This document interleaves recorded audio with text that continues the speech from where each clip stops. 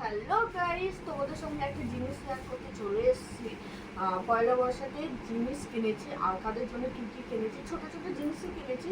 তো পয়লা বৈশাখে তো আর বেশি হেভি জিনিস আর হালকা হালকা জিনিসই মানে কিনি। তোমার সঙ্গে চলো শেয়ার করি। প্রথমে দেখাই, ঠিক আছে?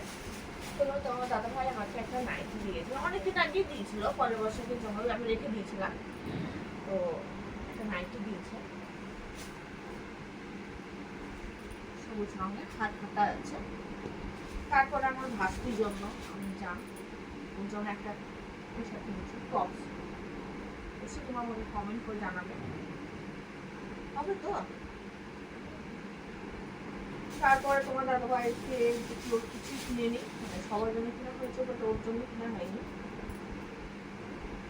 ওর জন্য একটা হাফ প্যান্ট কিনেছি, আমি দিলাম। অবশ্যই তোমার কমেন্ট করে জানাবে। তারপরে আমার বাবুর জন্য দেখাই, বাবুটা আমি ছোট, তো তোর জামাগুলো যেটাই জামা দিয়ে ছোট হয়ে যাবে, একবার তোমার হাতে পরতে হবে।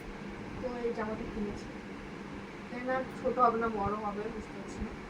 আর প্যান্ট,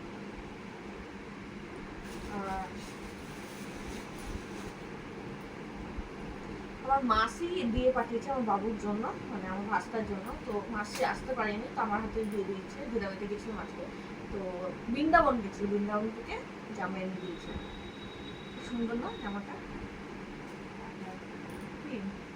প্যান্ট বা ধুতি প্যান্ট,